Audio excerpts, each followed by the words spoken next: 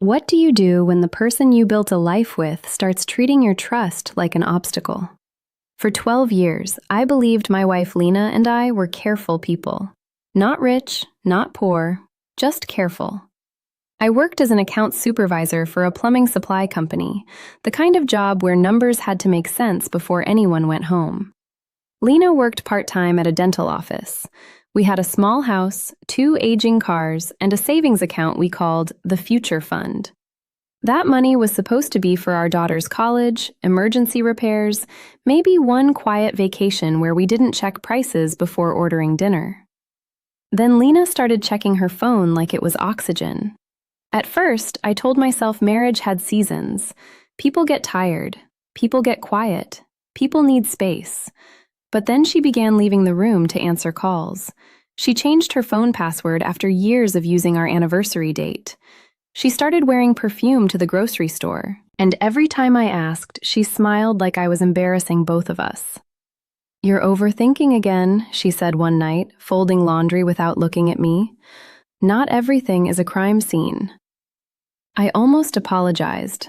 That was how good she was at making my concern feel like a character flaw. The first real crack came on a Thursday morning. I was making coffee when my debit card declined for a $30 gas purchase. I stood there at the pump, cold wind pressing through my jacket, staring at the screen like it had insulted me. Declined. I checked the banking app in my truck. Our savings account was almost empty. Not low, empty. There had been transfers over 3 months. 2,000 here, 1,500 there, 5,000 on a Friday night while I was asleep beside her. All sent to a name I didn't recognize, Marcus Bell. When I got home, Lena was in the kitchen, humming softly while buttering toast. I held up my phone. "Who is Marcus Bell?" The knife stopped moving, only for a second. Then she laughed, not because it was funny, because she needed time. "He's a friend from work," she said. "He's been going through a hard time." "With our money?" Her face tightened. "Don't start." That phrase did something to me. Don't start. Like I was the storm. Like I had emptied our savings account. Like I had betrayed the family. "How much did you send him?" She crossed her arms. "It's complicated." "No," I said quietly. "It's a number." Her eyes hardened then. "You've always acted like money is yours because you manage the bills." I felt my hand tighten around the coffee mug. That money was for Emma. She has years before college. And Marcus needed it now? Silence.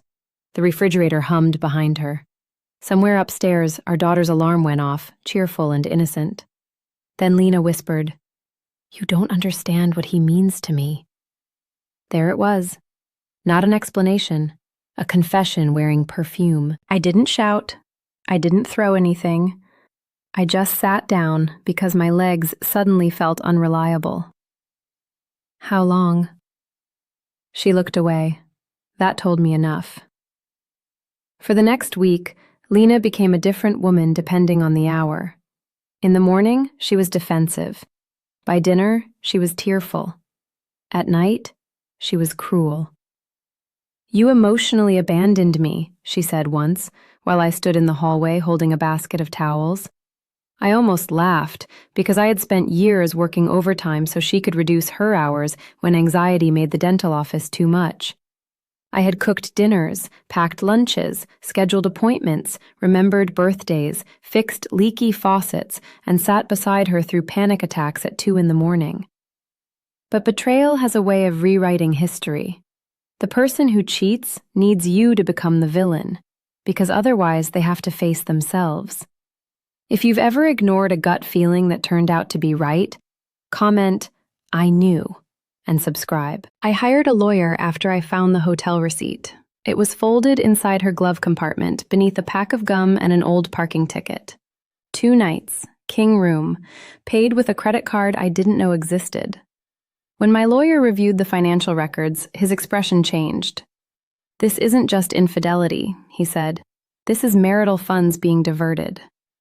The words were so clean, so professional, diverted, as if our life had been a river and Lena had quietly dug a channel toward another man. Court was not dramatic like people imagine. No screaming, no gasps, just fluorescent lights, polished wood, and the sound of papers turning. Lena arrived wearing a cream blouse I had bought her for our anniversary. Marcus didn't come. I noticed that immediately. When the judge asked about the transfers, Lena said she had been helping a friend. My lawyer laid out every payment, the transfers, the hotel stays, the credit card charges, the messages where Marcus called her my escape and asked when she could send more. Then came the one that made her close her eyes. Once the divorce is done, we'll use what's left to start over. The courtroom went still. My lawyer didn't raise his voice. He didn't need to. The judge looked at Lena for a long moment. "You used marital assets to support an affair partner," he said. Lena's mouth trembled.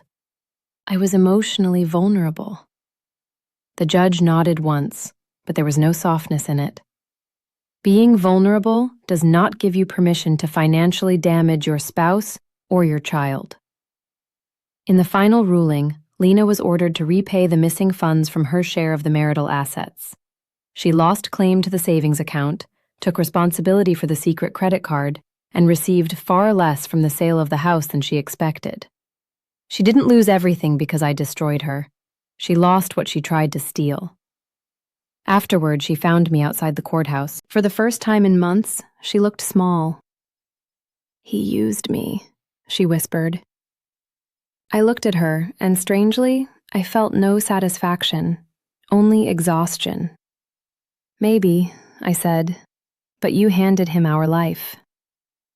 Her eyes filled with tears. "I made a mistake." I shook my head. "A mistake is forgetting milk. You made choices, again and again. Then you made me feel crazy for noticing." She had no answer for that. A year later, my daughter and I live in a smaller rental with uneven floors and a kitchen window that sticks when it rains. But there is peace here, real peace. No hidden phone glowing at midnight, no strange charges, no perfume that doesn't belong to the room, no silence louder than the television.